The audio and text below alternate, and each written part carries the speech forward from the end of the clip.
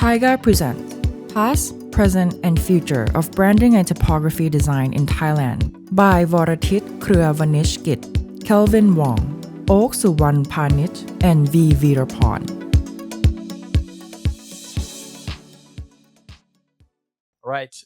I'll try to be as relaxed as I can. We are here on behalf of Taiga, the Thai Graphics Designers Association, and we've been friends in the industry for quite some time. And for those of you who are not familiar with the Thai graphic design industry, allow me to quickly introduce each of the panelists. Okay, the first one is Mr. Kelvin Wong. We know him from like his work for the music industry in the 1990s. He has designed for so many cool bands and restaurants, and like he was like a kind of the cool guy in the industry. But recently, he has somehow switched to work for big corporates. Recently became uncool. No, no way. Okay, and then the next is Voratit Kruyavanichkit from Farm Group. Cue the slides. Ta-da. Okay.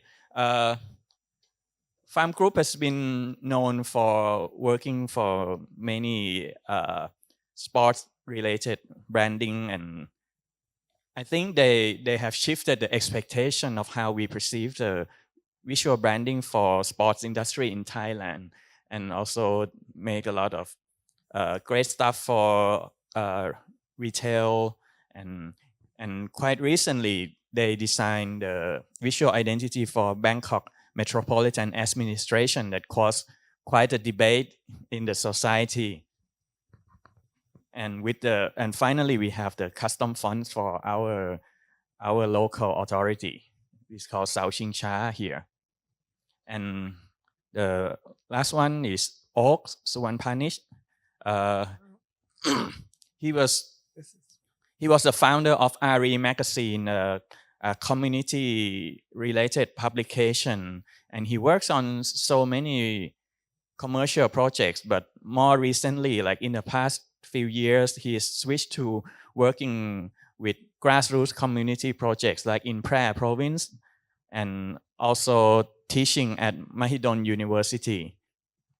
So my first topic for you all is like, why the switch? Like maybe you have been, myself included, we've been in this industry for more than 2 decades or almost 3 for, okay. And why your client base and why your focus of work switched in recent years? Me? So initially, I started off with a lot of commercial work, working in San Diego with an advertising agency called Lambesis. And so it was very commercial. We did stuff for Sky Vodka, Hitachi USA, and different kind of brands in America. And I think what happened and what changed me the most was actually during the time when I went back to grad school. And that was during, like I told you, 9/11, actually. And a lot of the professors at that time were asking, what can design do more?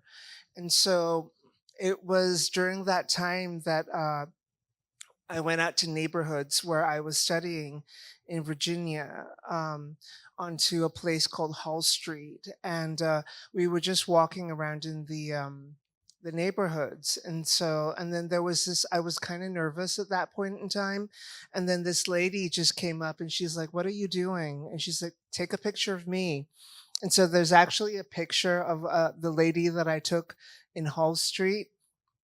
And I was actually really scared and nervous at that time, actually, because I didn't know what I was doing, but she made me feel really comfortable. And I think that was my first introduction into community design. And so after that, I came back to Thailand, and then a lot of things were happening at that time. And I thought that maybe I could do something a bit different, and talk about how design and graphic and arts could change and help influence, you know, s- uh, different neighborhoods. And that's when I started working on RE magazine. So I shifted from very commercial work to more of, local projects. And so after I started writing on RE magazine, I I moved to work in community design projects after that. Yeah. But Ari was already a hip district back then when you started out. It was kind of starting. I think like a lot of places were starting to become known at that time. But I think like for me, it was just starting. And I really wanted to just talk about that place. But I mean, this magazine is more about international designers, but it was based in Ari where I lived. Yeah. And now why you shifted to the countryside community project after you are established in the Ari district in Bangkok?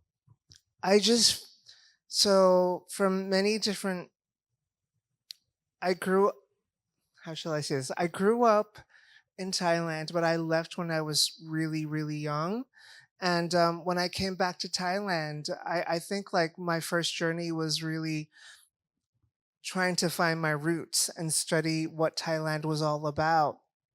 And it started off in Ari, of course, and then it went on to places like in Prague, where they do a lot of indigo dyes.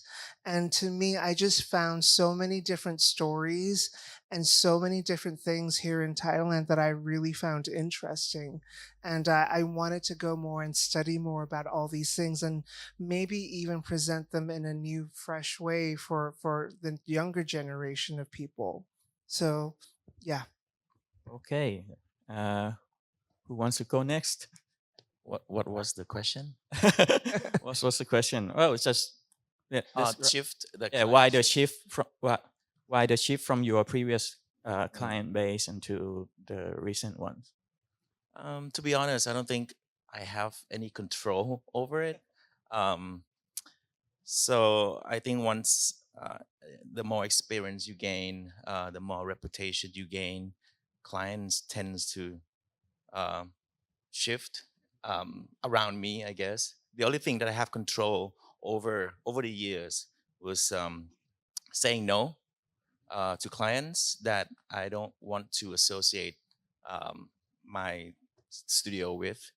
Um, so you start to see that at the beginning of my career, I want that portfolio. I I look for brands. I look for especially luxury brands. You know, you want to work for like these global luxury brands. After a while, because we are in Thailand, you kind of realize that those luxury brands doesn't pay really well at all, um, because I guess everything was decided. We are only to reproduce it in a local ways. So I started to understand where the economy of design is, and I started saying no to those projects. And I Global think brands.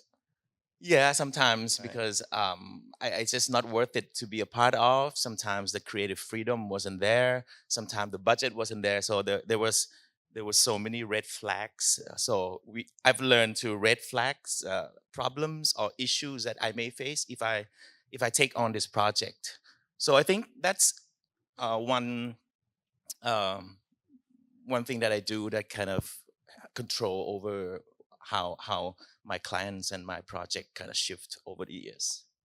So you find a new economy in sports industry instead of global brands. Yes and no, I guess. Yes, and but again, it's not like it's a constant project that I get it every year or every month. It comes and goes. Like I said, we don't have any control. But I think I've learned a lot over the years that I like working with SMEs, small medium enterprise. Um, the layers of decision making is not complex. You can always talk to the owner or the owner's son or the second generation that you deal with. Um, you learn that they appreciate design and processes, and they do pay more sometimes, even though their brands are really small and local. And I think that's my food for the soul, that they appreciate me and also pay the fee. I guess. So it means that newer generation of small to medium business uh, give more value to our work, right? Okay, and and then would you mind talking a bit about the Bangkok Metropolitan Administration's identity? Yeah, Uh, sure. What would you like me to talk about? Yep. Why you shifted from small to medium enterprise and sports to doing this project for the city? Yeah, it wasn't much about the economic decision at all. When I got a phone call, said that there's an opportunity for us to be a part of, or to pitch our ideas, and we talked among our teams, and we felt that we would be disappointed if it were in a different other people's hands. Since we had an opportunity, we should take it. We didn't even know the budget, or the process, or the timelines and everything like that. We just wanted to do it. That was the night before the final submission day. Yeah. Okay, and it became talk of the town, and you might see part of these projects at the skywalk on at the intersection between Mabun Krong and the Bangkok Art and Cultural Center. Okay, now your turn. Why the shift? I actually wanted to be a fighter pilot. Yeah. So what I'm trying to say is that my life has actually been a series of chances. So back at secondary school, back in Penang, uh, nobody wanted to design the the newsletter. Nobody wanted to design the yearbook. So I was basically forced to design it, and I sort of like volunteered. And as you put type and as you put layout onto paper, you begin to understand that, oh, you could basically make a difference. And the difference came when it was published, and I saw that all of my friends basically had in their hand a copy of what I designed, like you said, the day before or the week before. So that's when I realized that design actually had a small part that we could play in culture. So from then, I sort of like had the belief that if I could just make something really nice or really purposeful or meaningful on a piece of paper, that could communicate well with 10, maybe 20, or even 30 people. That became sort of like a driving force because, like, young students or young designers, you basically fall in love with music at a young age. So I was like really heavily influenced with music. I wanted to be in a band as well. But then when we moved from Penang to Bangkok, I think it was during the early 2000s. There is a band called Modern Dog, right? So they basically burst into the scene, the indie scene. And I was like really, really influenced by it. And I really wanted to design their album cover. So that forged into my mind. I said that, okay, no matter what, I will make it happen. I would like to design an album cover for Modern Dog, the best Thai band at that moment in the world. Yeah. So that dream came true.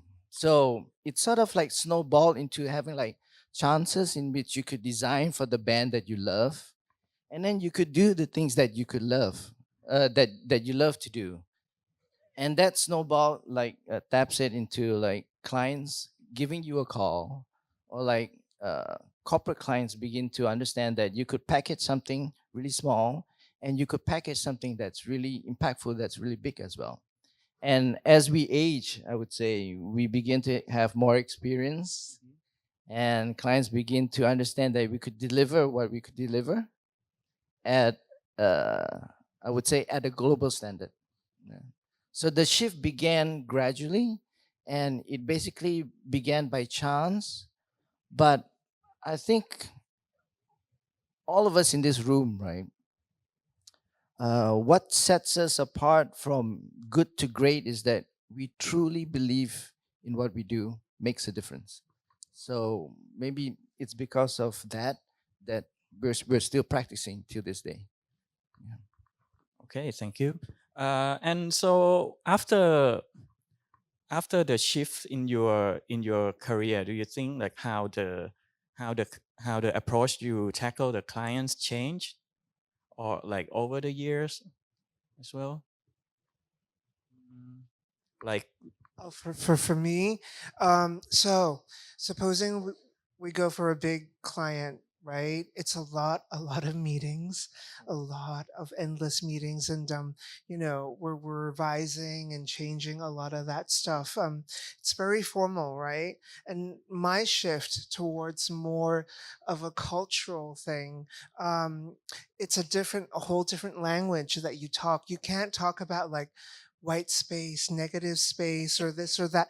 They won't understand anything you're saying, right? But then you have to talk in a new language and try and get them to understand and what you're trying to do for your clients also. So the way that you talk, the way that you approach is it's very more, for me, I think it's a very more personal and more human kind of approach. And it's we grow together too. I feel like they give me knowledge and ideas. I give them ideas too, and it I think we both grow in that way, and I find that kind of work very enriching. but in the end, your work for the prayer community, for example, the indigo products will be sold to people in the city after all. Yes, yes. I think like what we're trying to do is that I do a lot of different stuff like what you see here. Not only do we kind of do all the graphics for it, we kind of develop stuff like that dress that you see right there. That's actually made from paper, mulberry paper, and the texture and stuff like that. So we are trying to make it for a more wider international audience. What was the question? What's the question?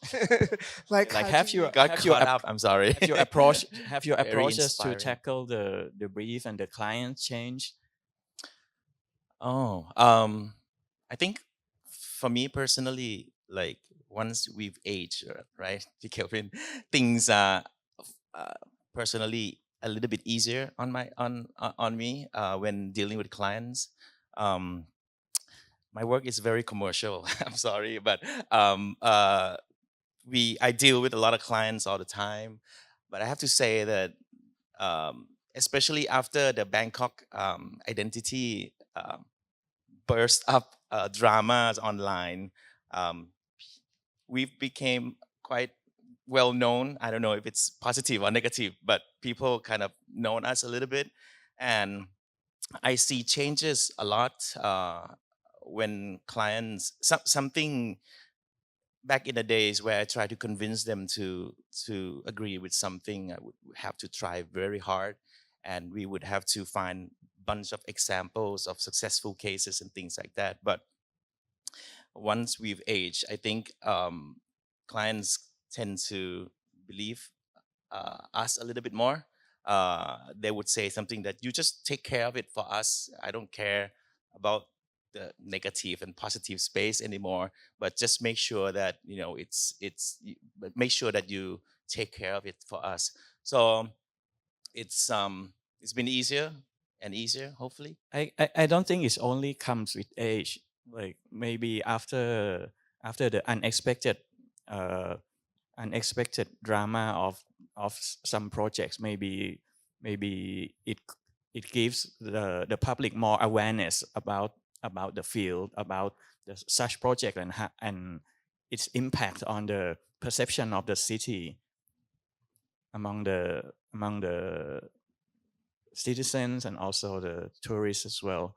And Yeah, I've never known that so many people cared about designs and fonts and colors, which green it is Bangkok green. I never knew that people care that much, which is, I think it's good.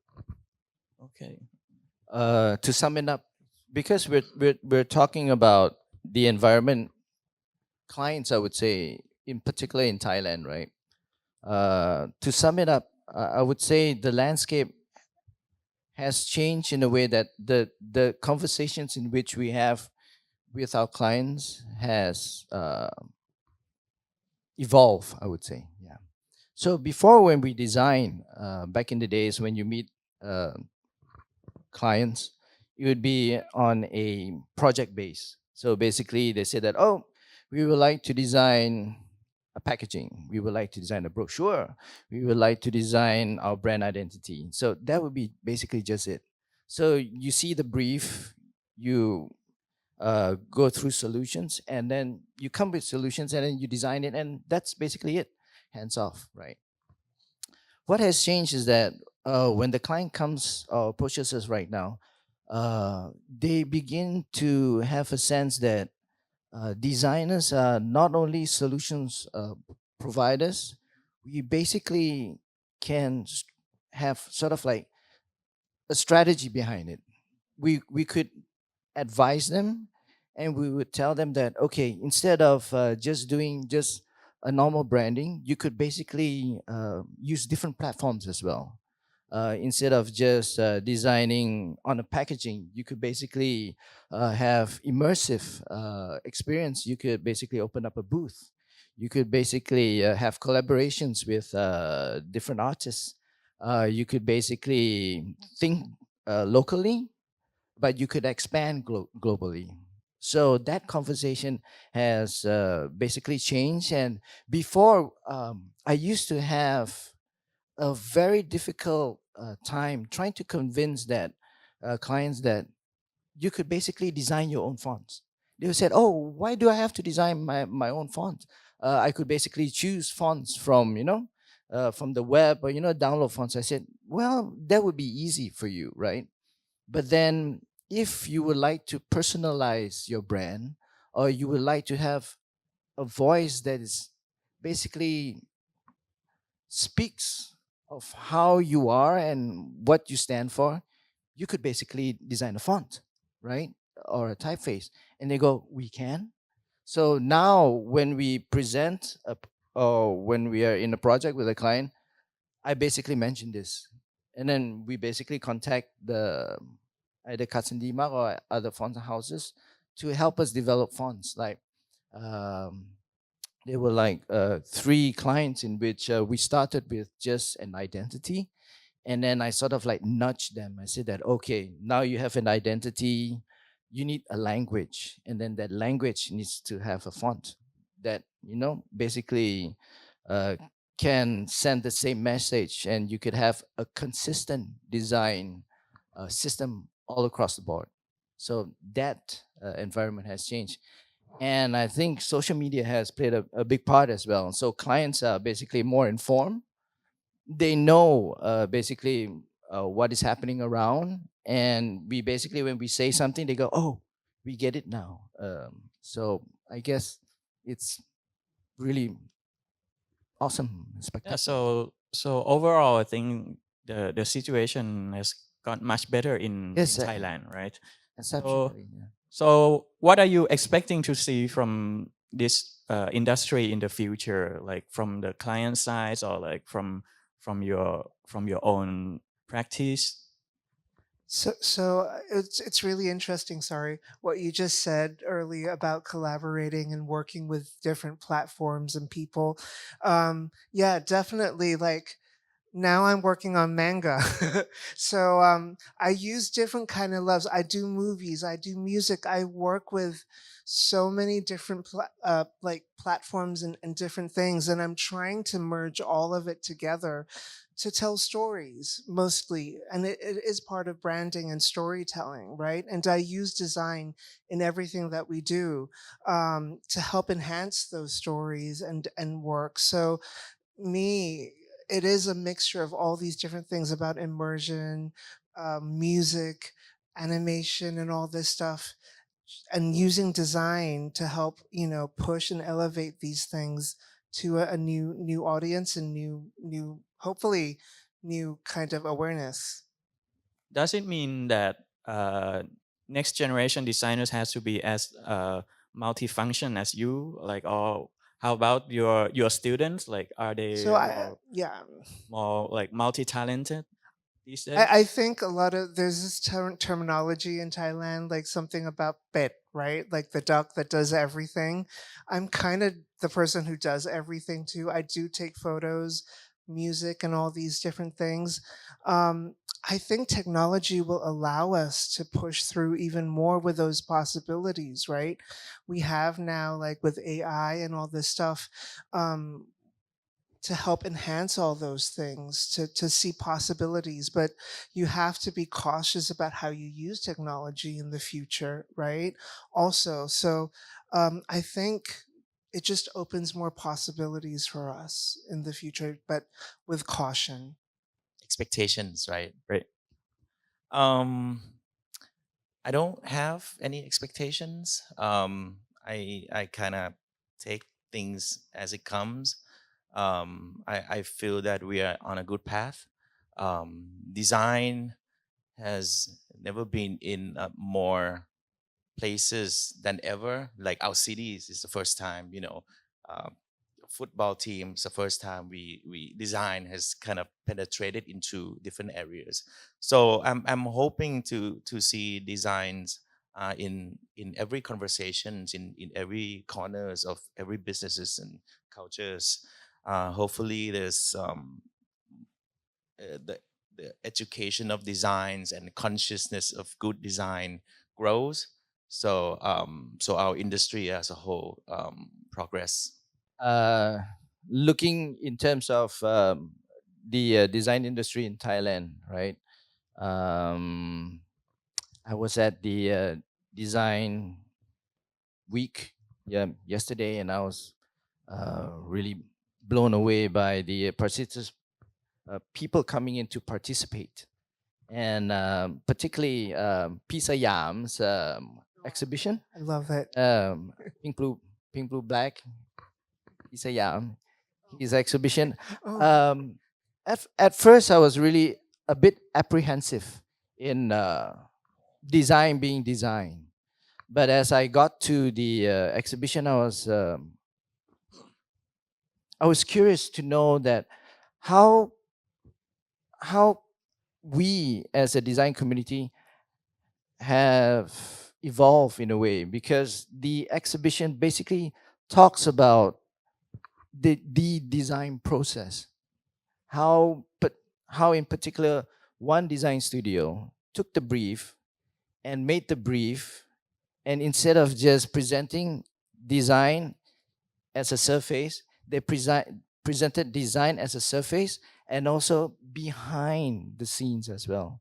So what I'm trying to say is that we as a design community have basically been working hand in hand with clients and also hand in hand with the community, and the evolution has become in such that the design industry in Thailand, they've begin to understand that, hey, actually designers, we basically do the work. We have been really working a lot.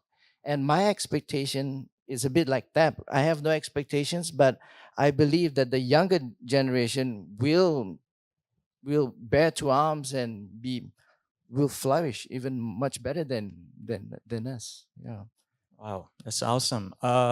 If you haven't checked out the the exhibition at TCDC is the process behind this year's Bangkok Design Week's key visual, which Kun Sayam's Pink, Blue, Black, and Orange studio has tackled the brief and make an outstanding visuals that is really well received. Okay, I think that's all from us. Thank you very much. ขอบคุณครับ